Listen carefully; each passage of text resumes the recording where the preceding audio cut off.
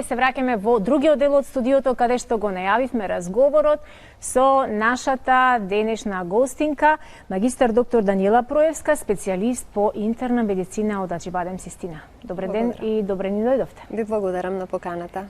Сакувам среќно утро, еве веќе пладне фаќа за сите оние кои што нешто подоцна ни се вклучуваат во утринската на Алфа. Најавивме дека ќе имаме многу корисни и важни совети и препораки во кои нешто подоцна и вас ќе ве вклучиме, заедно со нашата гостинка, а се однесуваат на нашето здравје. Од здравјето има ли нешто поважно? Нема, така Апсолутно не. Апсолутно не. Доктор Проевска, вие низ вашата пракса предпоставувам дека многу често сте имале прилика да правите статистики, да правите истражувања во контакт со вашите пациенти и со се она кое што го имате усвоено како знаење. За жал, кардиоваскуларните болести се уште се број еден убиец во светот и се уште се број еден причина за смртност. Дури 18 милиони и 600 илјади починати на годишно ниво имаме од овие болести. Тоа е 33% од вкупната смртност, а 75% од смртните случаеви од кардиоваскуларни болести се од земјите со низок раст и развој. На што се должи сето ова? Значи, кардиоваскуларните заболувања, како што веќе кажавте, остануваат и понатамо убиец на прво место и морбидитетот и морталитетот, односно бројот на хоспитализации и смртни случаи од кардиоваскуларни заболувања се уште се најголеми. Значи, тука можеме да ги спомнеме како кардиоваскуларни значени заболувања срцевиот удар, мозочниот удар, кои представуваат голем дел од кардиоваскуларната патологија. Сега да не ја заборавиме артериската хипертензија како состојба која може да доведе до појава, односно до прогресија на одредени кардиоваскуларни заболувања. Спомнавте одредена бројка над 18 милиони смртни случаи годишно, што е огромна бројка ако ја споредиме со бројката на ковид пациенти починати во овие последни 2 години, околу 5,5 милиони, значи се гледа дека се уште кардиоваскуларните заболувања се на прво место. И ако сите се плашиме многу од, да речеме, малигните заболувања, од кои имаме голем страв дека ќе ги добиеме, ги забораваме основните болести од кои поголемиот дел од луѓето страдаат. Да речеме, артериска хипертензија има практично секој четврти маж, односно секоја пета жена над 40 годишна возраст, односно практично 2/3 од светската популација над 60 годишна возраст. Сега, кога зборуваме за кардиоваскуларни заболувања, јас би кажала дека во Европа имаме отприлика 2,2 милиони смртни случаи годишно и би обрнала внимание на една работа што за мене е многу важна. Јас сум поборник за женското здравје. Значи, жените како да обрнуваат помалку внимание на своето здравје во однос на мажите и приметено е дека можеби во периодот, репродуктивниот период, пред климактериумот, жените се позаштитени, но по 65 годишна возраст, бројката на смртни случаи од кардиоваскуларни заболувања кај женскиот пол е повисок во однос на машкиот пол. Или уште една статистика, да речеме од Европа, е тоа дека постојат земји каде што 50-60% од смртноста во соодветните делови, како што се балтичките земји, од нашите земји Романија, Бугарија и слично, представуваат кардиоваскуларните заболувања, од кои, да речеме, во 10 до 15%, тука се спомнува и Словенија и Хрватска, да речеме, имаат предоминантен морталитет на женскиот пол во однос на мажите. Мажите се разбира после возраста која спомнав, после 60-та година. Така да апелираме жените малце повеќе, се разбира сите, најдат време. Да си посветат малце повеќе внимание на сопственото здравје. Така е. А затоа сте и вие денеска во нашево студио. Кардиоваскуларните болести, рековме, секогаш тема за која што вреди да се зборува и да се подсетуваме, но во пандемијата како да некои работи ги запоставивме или ги оставивме на чекање. Се сеќавам дека пред 2 години во март месец, кога се прогласи светска пандемија, непосредно недели беа. После тоа се укина опцијата мој термин и се оставија на чекање сите поневажни работи, поневажни, велам, состојби здравствени од пандемијата, која што беше број еден грижа, светска грижа, и за која што на почетокот сите мислевме дека смртноста е толку многу голема, што ретко кој ќе се избори со овој вирус, што и навистина не е наивна работа, навистина многу луѓе за жал настрада од COVID-19, но многу луѓе пак и го запоставија своето здравје, одлагајќи за кога повторно некогаш ќе се врати се во нормала, што и ден денеска се уште се не е вратено на своето место, и ги испуштивме од контрола многу нешта. Какво е вашето искуство? Што се запоставивме во овие 2 години? Како што спомнавте, одредени работи како да застанаа во моментот кога настапи состојбата на почеток на болест и која беше потоа во март прогласена состојба на пандемија. Значи, многу работи се препуштија на текот онака како што одат. Значи, сите беа концентрирани, да речам, многу долго време на состојбата на вирусните заболувања, односно на состојбата на COVID-19. Многу работи за COVID-19 не се знаеа, ги се проучуваат и се уште не се знаат. Како оди болеста, каков е текот до крај, како ќе бидат прогнозите натаму, не може да се одговорат. Но многу е важно да се каже дека другите работи не може да се запостават. Значи, како што спомнавте, во тој период луѓето престанаа практично од реални, нереални причини да одат по докторски прегледи, да речеме и можноста за докторите да им дадат, да речам, совети, прегледи и препораки на пациентите исто така беа намалени и променети. Јас во однос на делот на јавно здравство не можам многу да коментирам со оглед на тоа дека работам во приватна болница. Можам да кажам дека ние имавме, значи базирајќи се на моето искуство, можеби еден мало намалување на бројот на пациентите во оној период што беше од прилика април-мај 2020 година, и веќе потоа работите не се вратија во нормала, но почнаа малку да бидат да речеме, повнимателни пациентите и да го се грижат повеќе за сопственото здравје. Она што можам да коментирам е дека скоро една година, значи до 2021, бројот на пациенти кои доаѓаа на редовни рутински прегледи беше извонредно мал. Значи доаѓаа луѓе што имаа актуелни потешкоти. Хронични на некаков начин. Да, значи хроничните пациенти како да застанаа и како да се изгубија. И сега знаете како, кога зборуваме за хронични пациенти, има пациенти што со години земаат терапија, си ја знаат својата терапија и мислат дека не треба да се менуваат. Не само тоа, него тие на некој начин повторно се заштитени за тоа што со години водат грижа за сопственото здравје. Многу е важно на друга група на пациенти кои во тој период почнале да имаат одредени потешкоти, значи пациенти со пореметување на состојбата на маснотиите, на холестерол, ЛДЛ, холестерол лош тип на холестерол во крвта, со покачување на крвниот притисок, значи ситни промени кои во моментот делуваат дека се ситни, но потоа покажуваат дека тие промени кога не се лекуваат 6 месеци, година, повеќе од година време, оставаат последици кои можат да бидат понатаму со големо значење врз здравјето на пациентите. Така да можда најголем проблем беа групата на пациенти кои не беа од најхроничен тип, меѓутоа групата на пациенти кои имаа потешкоти и не знаеа кому да се обратат.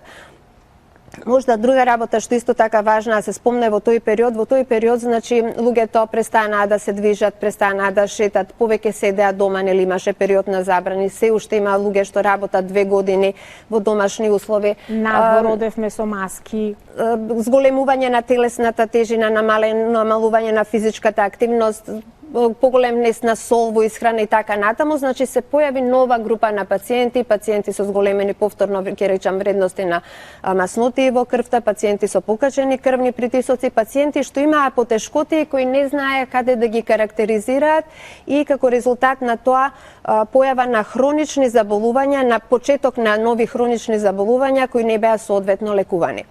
Сега групата на хронични пациенти кои вие ги спомнавте, значи е група на пациенти кои практично сега во последниве, да речеме, 6 месеци од август навака доаѓаат повторно по прегледи и влегуваат со зборот во смисла јас не сум бил 2 години на преглед, зборувам за пациенти со срцеви мани, за пациенти со срцева слабост, пациенти со атриални фибрилации, односно пореметување на ритамот, и една серија други пациенти со најразлични хронични срцеви заболувања. Так, колку маската и ни штети или не штити, бидејќи сведоци сме дека во последниве 2-3 месеци многу гласно почнува да се зборува. Многу родители почнуваат да протестираат и да бараат нивните деца да одат во школа без маски, бидејќи на тој начин им е отежнато дишењето, а кога е отежнато дишењето некако страдаат и внатрешните органи. Дали е оправдано тоа нивно барање? Сега јас да кажам веднаш, јас сум поборник на секаков тип на заштита, така да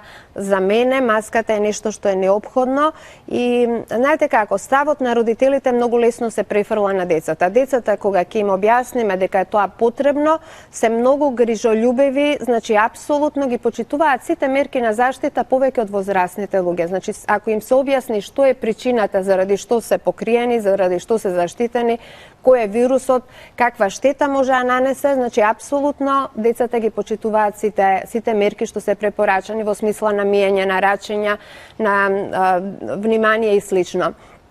Важно е да не се воведе, како да речам, непотребен страф и кај децата, затоа што кога родителите се плашат премногу, значи важно е да се почитуваат сите мерки што се кажани многу пати повторени, јас немам намера да ги повторувам, значи мијање раце, дистанца, носење на маска и маската секако не може да штети повеќе отколку што не штети во момент кога сме изложени на одреден ризик. Секако кога одиме на отворен простор, каде што нема други луѓе во околината и слично, не е премногу логично да се носи маска, меѓутоа во услови кога има поголеми, значи по простории каде што има повеќе луѓе и каде што има можност за пренесување на одредени зарази од типот на вирусни заболувања, секако зборувам генерално, значи не зборувам само за COVID-19 и сезонски грип во услови кога има поголеми групи и непроветрени простории, многу лесно се пренесуваат, значи тоа се вирусни заболувања кои на овој начин се пренесуваат, така да заштитата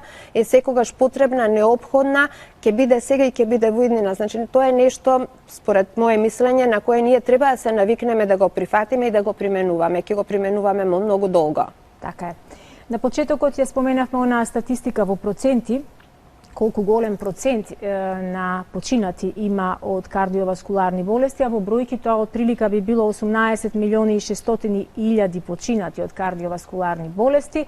Од канцер имаме 10 милиони починати, 3,7 милиони имаме починати од респираторни болести и 1 милион од ХИВ вирусот. Тоа е на светско ниво годишно. Во развиените држави претежно. Бидејќи во неразвиените статистиката е различна, каде што инфективните заболувања ги земаат првите две места. Така да зборуваме за развиените држави во главно. Како да го превенираме? Не еднаш, верувам многу пати сте зборувале, дека клучот лежи во превенцијата. Дека ние помалку сме задоцнети кога сакаме да се соочиме и да поправиме нешто што шкрипи во нашето здравје и превенцијата секогаш како процес се прескокнува во целата оваа работа. Како да им укажеме на нашите гледачи дека превенцијата е клучна и што од каде треба да почнат за да превенираат вакви големи нарушувања во нивното физичко здравје?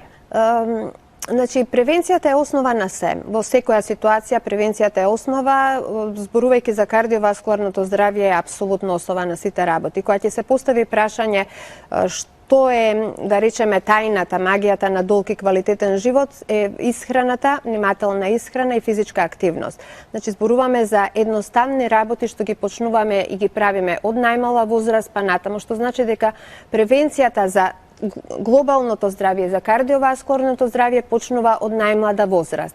Во услови кога ќе достигнеме одредена возраст, макар што ќе кажам кардиоваскуларните заболувања не се ограничени со возраст, сепак треба да се грижиме повеќе, значи треба да се грижиме да јадеме, значи она што се стандардни препораки, 5 порции на овошје и зеленчук, повеќе помали оброци, неоптеретени со преработени масни материи и богати со намирници богати со висок гликемиски индекс. Значи тоа е во однос на исхраната и во однос на движењето, значи апсолутно се советува најмалку најмалку 6 од 7 дена неделно, да имаме одредена физичка активност која би била од 20 до 30 минути на ден. Значи, обично луѓето сметаат кога ќе спомнеме физичка активност дека треба тоа да биде некој голем спорт и слично. Доволно е да биде одење, пациентите да бидат активни, не пациентите, луѓето, сите ние да бидеме активни, да бидеме подвижни и на тој начин да речеме да ги спречуваме оние работи кои може да го нарушат здравјето. Сега понатаму од кога ќе се грижиме за тој дел од животот, значи секако да немаме зголемена телесна тежина, пушењето е неповолен момент и така натаму. Понатаму треба повремените контроли, значи зборувам од помлада возраст па натаму, контроли на крвната слика, на на состојбата на мастите во крвта, на холестеролот, на триглицеридите, на состојбата на шекерот во крвта и на тој начин да се грижиме да не настанат промени кои можат да го забрзат процесот на атеросклероза, што е основа на сите кардиоваскуларни заболувања. Покачениот крвен притисок, како што спомнав, огромна бројка на луѓе, да не речам секој втор, секој трет човек над 50-60 година возраст има покачен крвен притисок. Треба да се свати многу сериозно, треба да се почне да се лекува многу сериозно со оглед на тоа дека оние вредности кои многу од нас ги прифаќаат од тип на 140-90 и објаснувањето јас при тоа немам никаква потешкотија. И така е наштиман мојот организам. Да, и мене не ми смета, не е соодветно, значи пациентите треба веќе во тој момент да се почне да, значи состојбата да се лекува во смисла да не се влошува во иднината. Сега јас како што ми го поставивте тоа прашање, токму работам во тој превентивен дел, значи работам во чекап оделение, значи оделение каде што работиме на превенција, работиме со здрави пациенти и превенција и работиме со пациенти кои имаат потешкотија, на кои правиме прегледи на повеќе системи и органи во изден со цел да процениме дали пациентот има потешкотии, какви потешкотии има и што треба да се преземе навремено да се спречат промените, да се откријат промените што ги има и навремено да се спречат промените што можат да настанат во иднина, односно да не дозволиме да дојде до настанување на хронични заболувања. Така да превенцијата можеме да кажеме дека е основата на нашето здравје, не е спореден дел, баш напротив, е прв дел за одржување на нашето здравје. Така е. Ме подсетивте сега на една констатација кога започна пандемијата првите 5-6 месеци и кога ги имавме оние непосакувани забрани полициски час од 2, 3, некогаш и 4 дена се фаќаше за празник, што навистина на сите нас не ни дојде пријатно и забавно, колку и да луѓето имаат викендици или некаде можност да избегаат во природа, кога некој ти ја ограничува слободата, тоа ужасно лошо делува на нашата психа, предизвикува еден скриен, некогаш и нагласен револт кој што причинува стрес и ред други работи. Јас претпоставувам и вие сме генерација 50+, и често пати имам прилика да разменувам искуства телефонски кога се слушаме со луѓе со кои не можеме во условиве почесто да се гледаме и дознав дека многу мои блиски генерацијски во токму овие пандемиски 2 години кои цел живот имале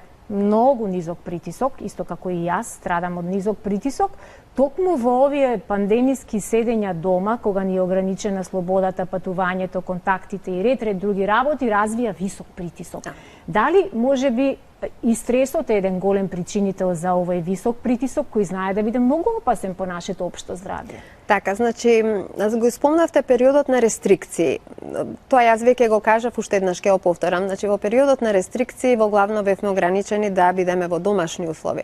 Во домашни услови нема движење, има наклонетост према јадење. Ако живееш во зграда. Ретко кој тоа го правеше, сега да бидеме поштени, нели? Така да, во главно луѓето во тој период психолошкото здравје е едно големо прашање на кое треба да се посвети многу внимание, не само на нашата генерација која пак може да го прифати се во ова, туку треба да се посвети внимание од најмладата генерација, значи основно децата од основно, од средно школо кои изгубија убав дел од своето детство, каде што немаат контакти со своите да речеме, со Врсници. Да, врсници, другарчиња и како резултат на тоа остава страшно влијание на психолошкото здравје. Тоа мене не ми е специјалност, така да ќе отргнам на страна. Меѓутоа, во однос на овој другиот дел, значи веќе како што реков, зголемување на телесната тежина, осетот на рестрикција, осетот на забрана, осетот на намалување на сопствената слобода прави голем притисок врз луѓето, зголем јадење, повеќе сол и сите други параметри, да речеме, зголемување на мастите, да, точно така доведува кај многу луѓе до покачување на крвниот притисок. И за жал, несоодветно и ненавремено почеток на лекување на тој покачен крвен притисок и како резултат на тоа појава на компликации од кардиоваскуларен тип, веќе ги спомнавте типот на мозочни удари, типот на срцеви удари, кои понатамо покажаа дека одредени работи, значи од друг карактер, може да доведат до влошување и нарушување на кардиоваскуларното здравје. Рековте, страдам од низок крвен притисок. Треба напротив да бидете срекни додека го имате нискиот крвен притисок, затоа што тоа е состојба на здравје што е карактеристична за помлади луѓе. Додека не ви се качува крвниот притисок, бидете супер задоволни. Благодарам, но навистина знае некогаш да биде исцрпувачки, бидејќи имаш постојано едно чувство на слабост, на замор, ти се спие. Да, но со малку вода, течност и да се онесвестам без најава. Мислам, никој не би сакал со најава да се онесвестува, но непријатно е за оние за средината, а и за себе лично.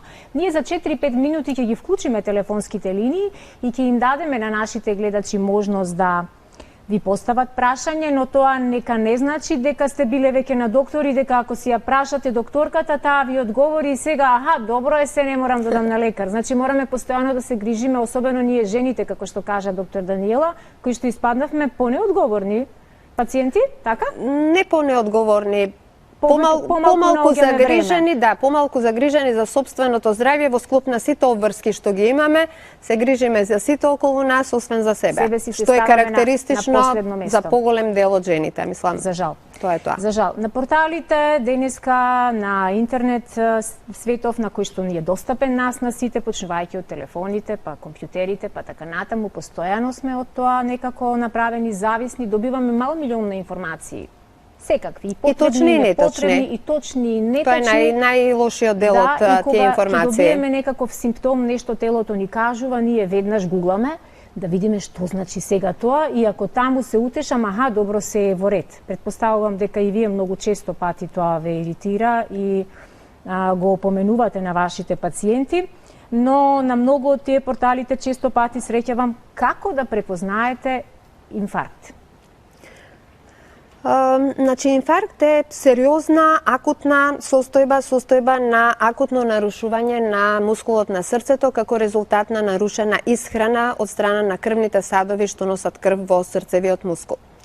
Сега, значи, рековме, инфаркт е акутна состојба и обично настанува со една симптоматологија која е изразена, во смисла може да биде манифестирана со една градна нелагодност, болка, стегање, печење. Пациентите кои објаснуваат што чувствуваат во градите користат најразновидни зборови во смисла цела плоча имам на градите, ми жежи во градите и така натаму. Значи, обично болка што се шири во недлактиците, во подлактицата, особено лева и двата последни прста, тежина, болка што може да биде во рамото, следена со препотување и следена со една серија други, значи губење на глобалната снага и така натаму и така натаму.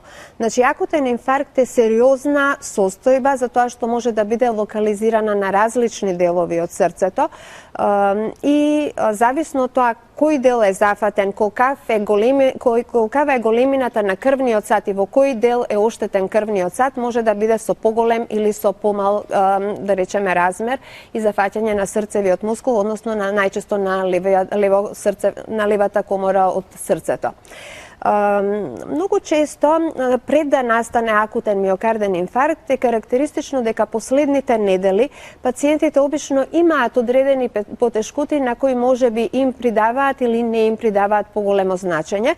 Зборувам за, да речеме, помлади луѓе кои претходно немале потешкоти од типот на стегање, притисок, кои почнуваат да одат и на одредено растојание да се замарат, кога се качуваат по скали, да имаат одредена нелагодност, да се чувствуваат помалку снажни, склони да застанат, да имаат потреба да застанат, но мислејќи дека е тоа поврзано со некондиција, мислејќи дека е тоа поврзано со пушење, можеби некоја настинка и слично, да не обрнат внимание и да не побараат помош на време. И како резултат на тоа симптоматологијата да се прошири во наредниот период и да дојде до манифестација на клиничка слика на акутен срцев удар. Важно е во услови кога ќе се осети таква потешкотија пациентот што е можно побрзо да се јави во најблиското амбулантно место каде што има можност да се направи преглед интернистички, кардиолошки, преглед од матичен доктор, преглед од доктор и да се направи еден електрокардиограм. Значи, обично за акутниот срцев удар има 3 елементи на кои се од големо значење. Значи, едниот елемент е клиничката слика потешкотиите на кои се жали пациентот, вториот елемент е промените што може да настанат на електрокардиограмот и третиот елемент се лабораториските промени што укажуваат дека нешто се случува на ниво на срцевиот мускул. 2 од 3 се доволни за да заклучиме, а некогаш и еден е сосема доволно да заклучиме дека имаме срцево страдање и дека кај соодветниот пациент треба во што поскоро време да се преземат сите можни мерки да се спречи развојот, односно да се сопре процесот на настанување на акутниот срцев удар. Македонија е мала држава, така да од било кој дел од Македонија да е за кратко време може да се достигне во центар каде што се работат акутни интервенции, односно се работат интервенции на крвните садови што охранат срцето по поставување на дијагноза на срцев удар, така да пациентите кои имаат потешкотија апелирам веднаш да се јават, да не чекаат од типот на неколку часа да видам дали ќе ми помине, се напив аналгин, легнав да спијам и така натаму, што само ја одложува, ја зголемува прогресијата на болеста, ја зголемува можноста за оштетување на срцевиот мускул и да речеме го одложува времето на отварање на тој крвен сад кој е проблематичен и решавање на проблемот на соодветен начин. Стравот е многу честа причина за таквото наше неодговорно однесување, ајде да легнем, мајке ми помине, ајде сами се обидуваме да си најдеме што ние и како ние ги отвараме телефонските линии и даваме можност на нашите гледачи да ни се јавуваат и да поставуваат прашања за доктор Даниела. Во меѓувреме, пак да се навратиме на пандемијата и се она кое што свесно, несвесно, сакајки и не сакајки го пропуштивме, а е многу важно, суштински важно за нас како луѓе.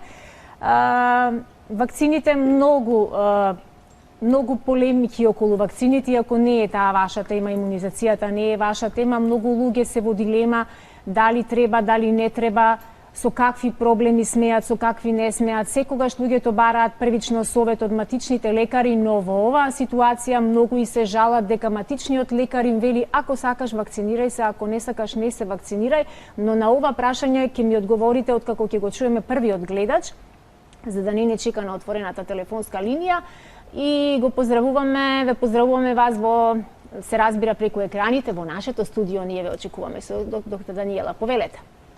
Добро утро, Сузана, повторно за вас. Добро утро.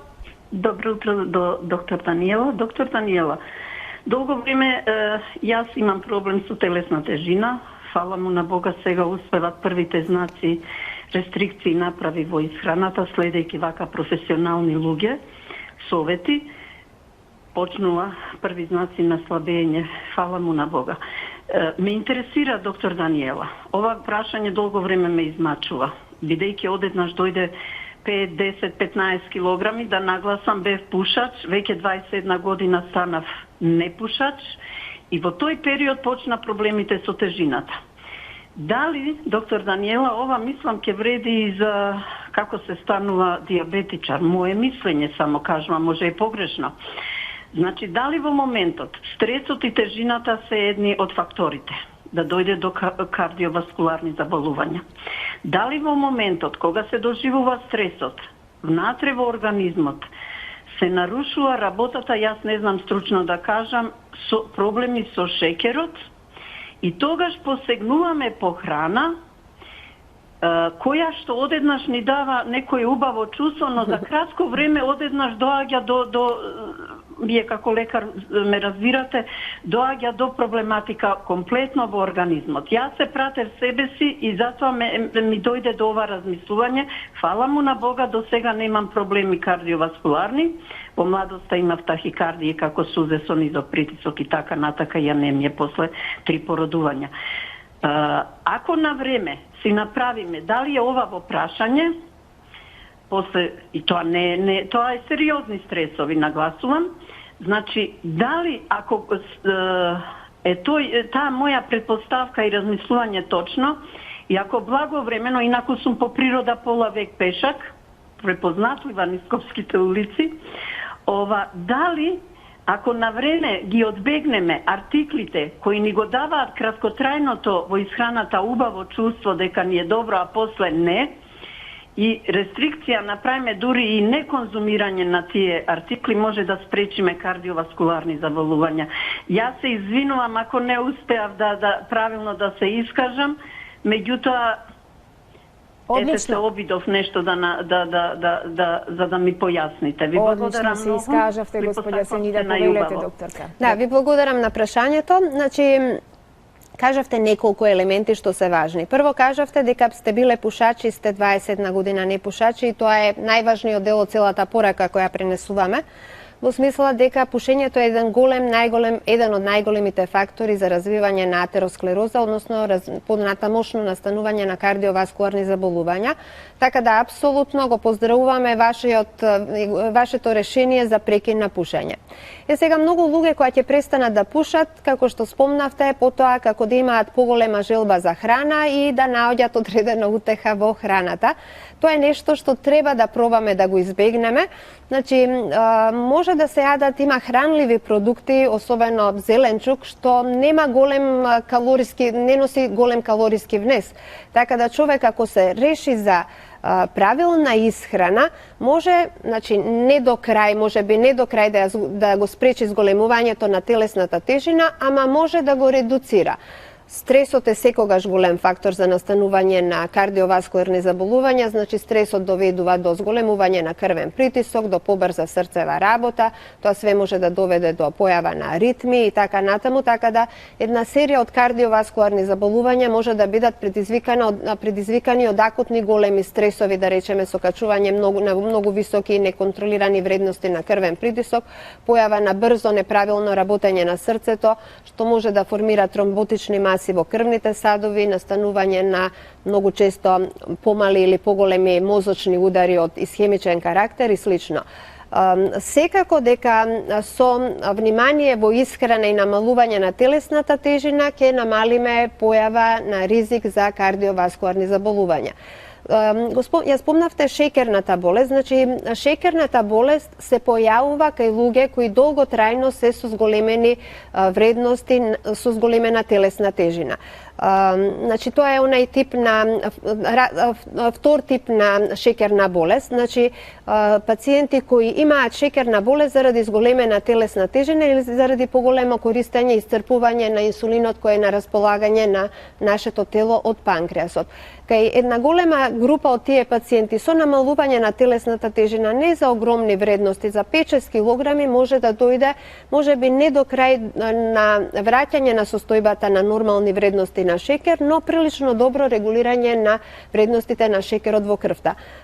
Ако одите кај доктор ендокринолог, прва работа што ќе ви даде листа на исхрана, што е дозволено, што не е дозволено и ќе препорача диета и намалување на телесна тежина. Многу веројатно, ако не се тоа високи вредности на гликемија, дури ќе остави пациент во еден период да ги послуша тие, да речеме, совети и потоа, ако на соодветниот начин не успее да се регулира телесната тежина, ќе се продолжи, зборувам за пациенти со лесно зголемени вредности на шекерот во крвта, потоа се решаваат за давање на терапија. Така да сите овие фактори, значи стресот, пушењето, недвижењето, зголемената телесна тежина, се фактори на ризик за настанување на кардиоваскуларни заболувања. Колку подолго ги држиме под контрола и ги, да речеме, не дозволуваме да се појават, поголема е можноста да се избегне прерано појава на одреден тип на кардиоваскуларно заболување. Благодарам многу.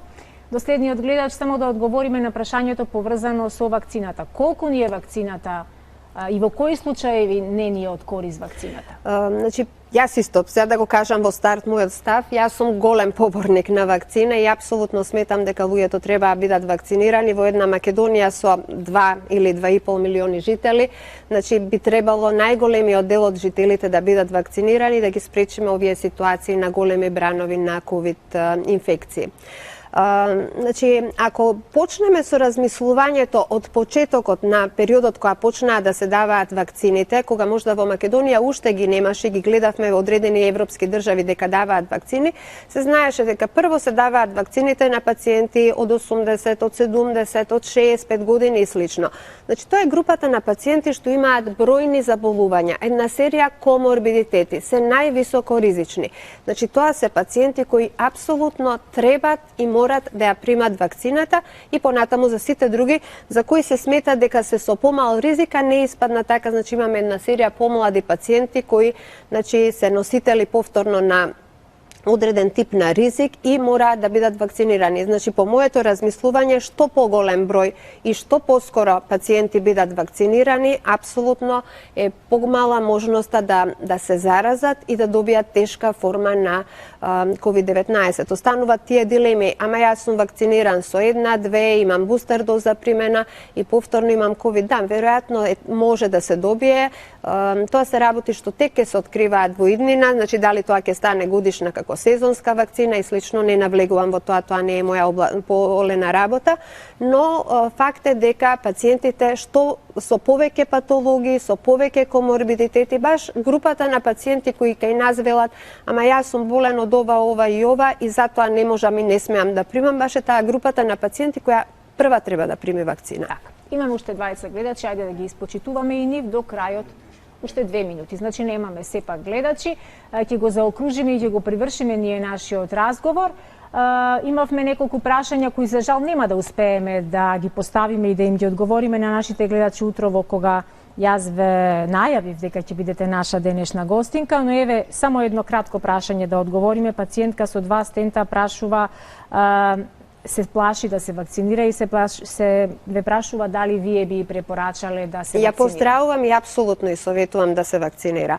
Значи, вакцините можат да имаат одредено влијание на пациенти кои имаат пореметување во системот на коагулација, меѓутоа со соодветна подготовка од трансфузиолог и тие можат да бидат вакцинирани. Пациенти со тромбози кои примаат антикоагулантна терапија, каде што тромбозата, значи бивша тромбоза, претходна тромбоза, каде што тромбозата е ставена под контрола, исто така во соработка со трансфузиолог, со оптимално регулирање на системот на коагулација, значи тераписки слично, може да бидат вакцинирани. Така да мала е групата на пациенти, да не речам скоро не постои, што не може да бидат вакцинирани. Со оглед на тоа дека сите ние можеме да се заболиме, значи вакцината ни штети помалце, односно идејата дека вакцината ни штети е несоодветна на реалноста. Значи ризикот од тешка форма на реален внес на вирус во телото на невакциниран човек е многу повисоко во однос на вакцина, затоа се измислени вакцините и да се појави болеста да биде со далеку помала клиничка, далеку помала опасност во клиничката слика на болеста која ќе се јави. Така, ја трошиме последната минута од денешново наше дружење. Ваша проценка, има ли крај пандемијава, ќе заврши ли скоро? Прашање на кое така, не сум убедена дека скоро ќе заврши пандемијата, посебно ако се уште сме со овие сите дилеми. Значи не веруваме во здравствениот систем и не одиме со препораките што се дадени во интерес на сите нас. Значи чим се дадени препораките во интерес на сите нас, треба да ги почитуваме. Никој не сака да му наштети на некој друг, така да се што е направено со цел да се заштити нашето здравје, се разбира во рамките на овие сознанија што ги имаме до денес. Медицината, како и сите други науки, се менува, значи сознанијата се менуваат и тоа што е став сега не значи дека ќе биде став после извесно време кога ќе се осознаат и другите страни, но во моментот треба да се почитува тоа што е до сега сознанието и постои како правило и препорака. Така, во мое време, во моето детство не учеа дека во здраво тело здрав е и духот. Ја држите ли тезата дека и во здравиот дух може само да биде здраво телото?